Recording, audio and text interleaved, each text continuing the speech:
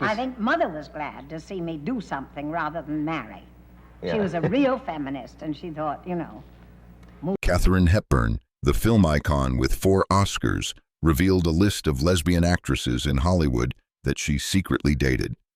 And not all of them ended amicably. Join me in exploring Hepburn's dramatic life, from her early days in Connecticut to her mysterious romances and her immortal legacy. Prepare a cup of tea, sit comfortably, and immerse yourself in this story.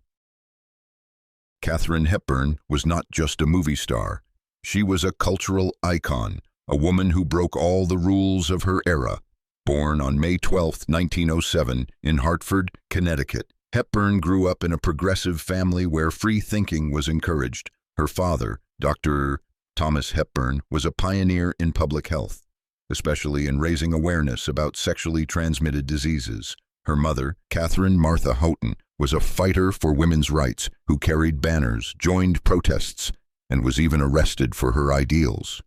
It was this environment that nurtured Hepburn's fierce independence, a spirit that would shape her entire life and career. Hepburn once shared about the profound influence of her mother. She said, "My mother was very happy to see me doing something instead of just getting married. She was a real feminist." These words not only reflect Hepburn's pride in her mother, but also show that she was raised in an environment that encouraged self-reliance and challenging social norms. She called her childhood wonderful. "With an inspiring mother and father, I was truly lucky," she said. "It was all just luck." But was it really just luck, or was it a combination of iron will, a solid family foundation, and an unyielding spirit? We'll come back to this question later. But first, let's explore Hepburn's journey from a young girl in Connecticut to a Hollywood star. After graduating from Bryn Mawr College in 1928, with degrees in history and philosophy, Hepburn decided to pursue an acting career. This was not an easy path.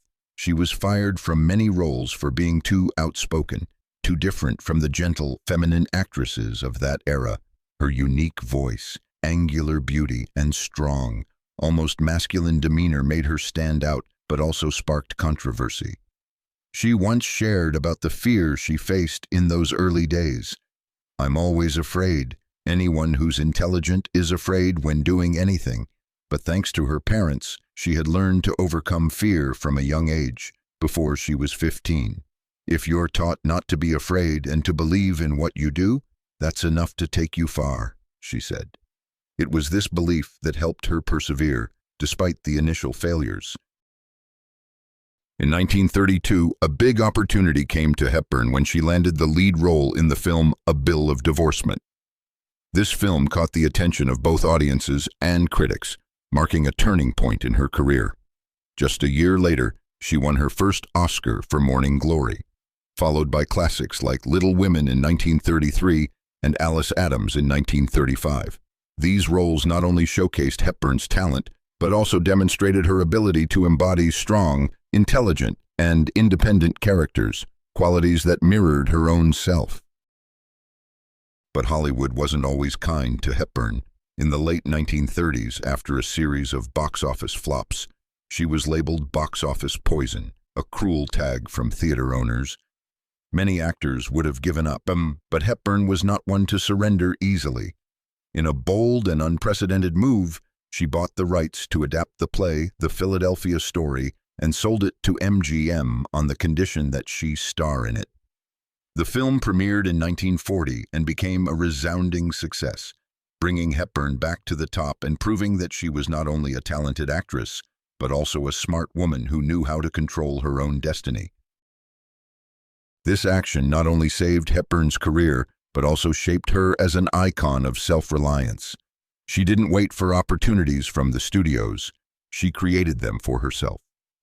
This was a pivotal moment, not just in her career, but in Hollywood history, when women rarely held such power. Hepburn showed that a woman could be both an artist and a strategist, and that made her an inspiration for many generations to come. Now, let's move on to the part I know you're all curious about, Katharine Hepburn's love life. This is where the story gets exciting, emotional, and a bit mysterious. Hepburn was married once, but only once, to Ludlow Ogden Smith, a wealthy businessman from Philadelphia. They married in 1928 when Hepburn was just 21 and still finding herself. Smith, a gentlemanly and stable man, seemed to offer the security Hepburn thought she needed at the time, but she quickly felt suffocated in the traditional wife role. An interesting detail that shows Hepburn's unique personality. She asked Smith to change his name to S. Ogden Ludlow so she wouldn't be called Kate Smith, a name she thought was too ordinary and unworthy of her. This wasn't just humorous, but also demonstrated her intense desire to forge a distinct identity, even in marriage. The marriage ended in 1934 when Hepburn realized that acting, not family life, was her true passion. She once admitted, with admirable honesty, that she had taken advantage of Smith's kindness. However, they maintained a lasting friendship, staying in touch until Smith's death in 1979. Hepburn had a profound philosophy on gender differences, which she shared in an interview. She said, "Women and men are not the same. Women have to have children. And what do you do with that?" She acknowledged biological realities, but affirmed that there are women, like her, who choose to live like men, free, independent, and unbound by traditional roles. "I was raised wonderfully," she said, "with an inspiring mother and father." This philosophy explains why she rejected the married lifestyle and chose her own path, a path full of challenges but also full of freedom. After the marriage, Hepburn entered into stormy romantic relationships. First was with Leland Hayward, a powerful agent in the entertainment industry.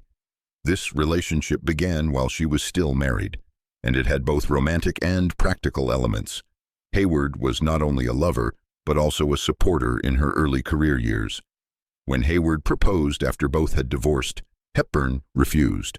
She said, with her characteristic frankness, "I like the idea of being myself, single." These words not only showed her independence, but also revealed that she valued personal freedom above any relationship. In 1936, Hepburn began a relationship with Howard Hughes, a film producer, pilot, and billionaire known for his eccentric personality. They were introduced through a mutual connection, and this romance quickly became the focus of media attention. Hughes was infatuated with Hepburn and even wanted to marry her, but she, as usual, didn't want to be tied down. The relationship ended in the late 1930s, as Hepburn focused on reviving her career after the shock of being called box office poison in 1938. Though they parted, they maintained mutual respect, and this story only added to Hepburn's mysterious allure. But the most famous and perhaps deepest relationship in Hepburn's life was with Spencer Tracy. They met on set and starred together in 9 films, from Woman of the Year in 1942 to Guess Who's Coming to Dinner in 1967. Their love lasted 26 years, from the 1940s until Tracy's death in 1967. The complication was that Tracy never divorced his wife, making this relationship a secret kept from the public. Hepburn once spoke about secrets in her life. "Each of us has a secret, and I don't want to reveal that." Perhaps Tracy was her biggest secret, a deep love but full of challenges. The relationship with Tracy was not just a love story, but also an artistic collaboration. They brought memorable performances to audiences, with chemistry both on-screen and off. Hepburn once shared that she didn't want to tell her whole life story because it would reveal the deep motivations that drive her forward. "My secret is what drives me," she said. These words show a woman who lived with emotional depth, always keeping a part of herself private. Now, let's get to the most sensational part of the story, the one I know you're all waiting for. For many years, biographers, journalists, and Hollywood insiders have whispered about Katharine Hepburn's secret lesbian relationships. Though there's no concrete evidence, and she never publicly acknowledged it. Some claim that Hepburn once compiled a list of 7 actresses she secretly dated, and later resented for reasons ranging from betrayal, heartbreak, to irreconcilable differences. We'll explore this list, But remember that these are rumors, and we'll approach them with respect and sensitivity, especially considering the historical context of Hollywood at that time. The first on the list is Tallulah Bankhead, an actress famous for her husky voice, impulsive personality, and unmatched wit. Bankhead, who was open about her sexuality in private circles, is said to have met Hepburn at a lavish party in the late 1930s. According to some biographers, Bankhead seduced Hepburn with her intelligence and stage presence.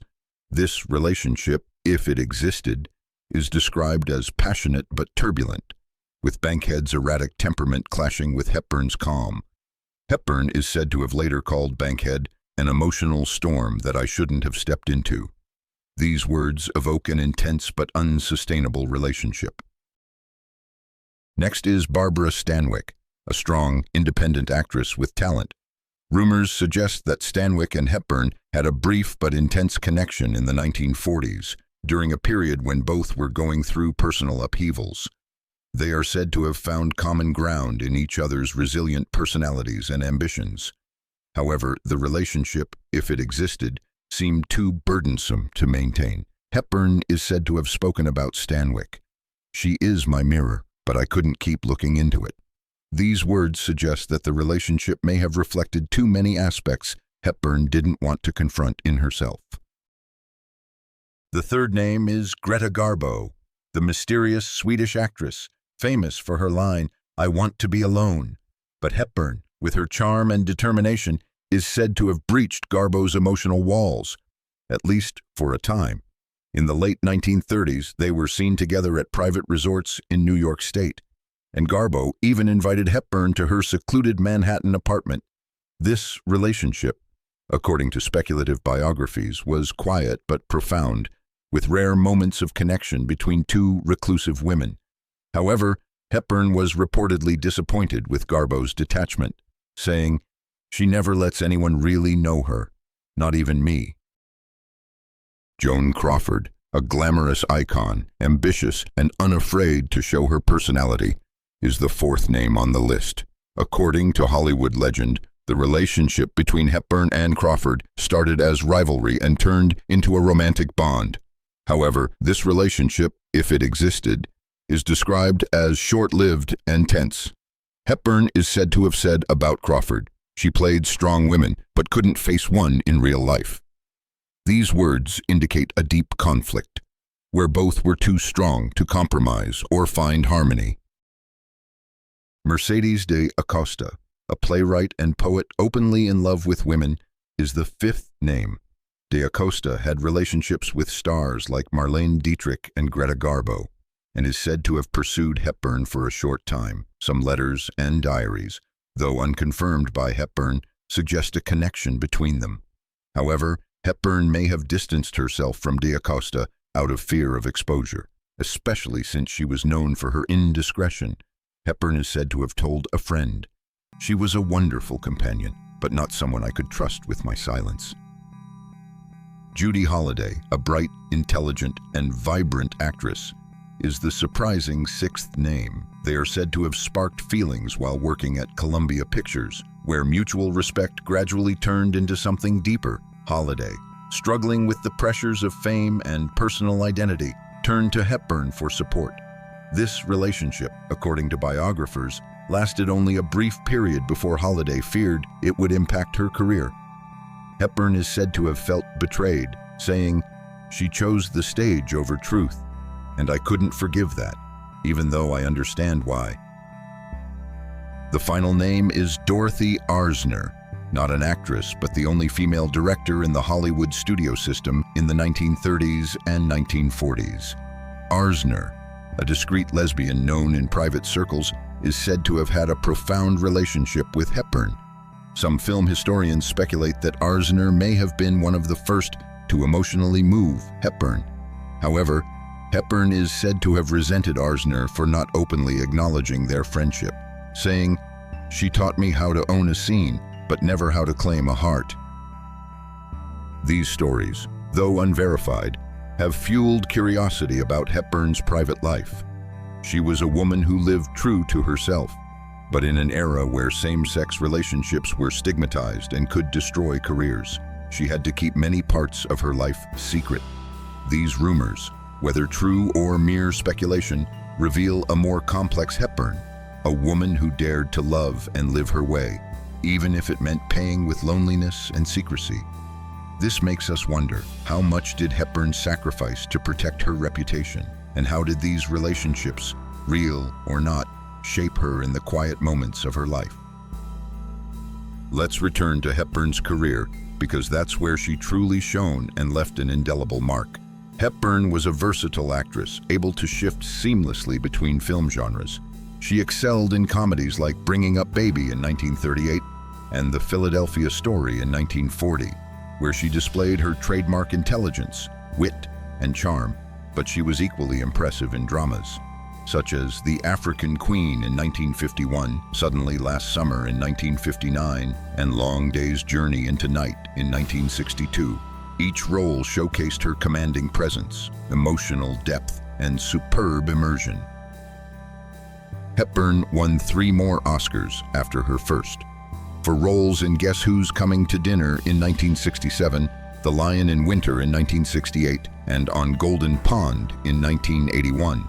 These roles not only solidified her status as one of the greatest actresses of all time, but also showed that she remained appealing and relevant to audiences across decades. At age 74 in On Golden Pond, she delivered an emotionally rich performance, proving that her talent and passion didn't fade with time. Hepburn once shared her secret to success, and her answer was surprising. "I was lucky to be born with a combination of interesting qualities in the early 30s. When I started getting noticed," she added, "I'm lucky because I have energy, because I was born with features that make me stand out." But she also acknowledged that success isn't just luck. "Fear," she said, "is something everyone faces. I'm always afraid," she said, "but if you're taught to overcome fear from a young age, that's enough to take you far." She recounted that before age 15, she had learned not to be afraid, thanks to lessons from her parents. Hepburn also had a unique philosophy on challenges and personal growth. With a touch of stoicism, she said, "If it hurts, it's good for you. If it's hard, it builds character." This philosophy explains why she returned to the stage in 1933, after her initial screen successes, to punish herself and test her limits. She called it part of her Puritan blood, a belief that hardships forge a person. It was this resilience that helped her overcome criticisms, failures, and the pressures of fame. In her final years, Hepburn faced many health issues, but she maintained an astonishing serenity and dignity. In 1993, she was hospitalized for exhaustion, a sign that her health was beginning to decline. In 1996 and 2001, she battled bouts of pneumonia, a dangerous illness for the elderly. There were signs she may have had dementia, clouding the sharp intellect that had been her hallmark. But even as her body weakened, Hepburn's spirit remained strong. She once spoke of death with rare composure. "I'm not afraid of death. It must be wonderful, like a long sleep." These words show a woman who had lived fully, without regrets, and ready to embrace the end of her life. In May 2003, a malignant tumor was discovered in her neck. At age 96, Hepburn and her family decided not to pursue aggressive treatment, choosing instead palliative care so she could pass in comfort and dignity. On June 29, 2003, Katharine Hepburn died at her beloved home in Fenwick, Connecticut, from cardiac arrest. She passed peacefully, surrounded by family and memories of an extraordinary life. Per her wishes, no public memorial service was held. She was buried at Cedar Hill Cemetery in Hartford, near where she grew up and always considered home. So, what is Katharine Hepburn's legacy? She is not only the actress with the most Oscar wins in history, with 4 statuettes and a career spanning over 6 decades. She is also a symbol of personal freedom, a woman who dared to live her own way in a male-dominated world. She challenged every expectation about gender, social roles, and what a woman could achieve. The stories about her secret relationships, whether true or just rumors, only add to her mystery and appeal. They show a Hepburn who was strong not just on screen, but complex, vulnerable, and passionate in real life. Looking back on Hepburn's life, I can't help but feel admiration and emotion. She lived a life of passion, courage, and no regrets. She taught us that luck plays a big role, but it's perseverance, self-belief, and the courage to overcome fear that shape destiny. No matter where you are in life, Hepburn's story is a powerful reminder. Don't be afraid. Live true to yourself, love sincerely, and leave your own mark on this world. Thank you for taking the time to watch this video.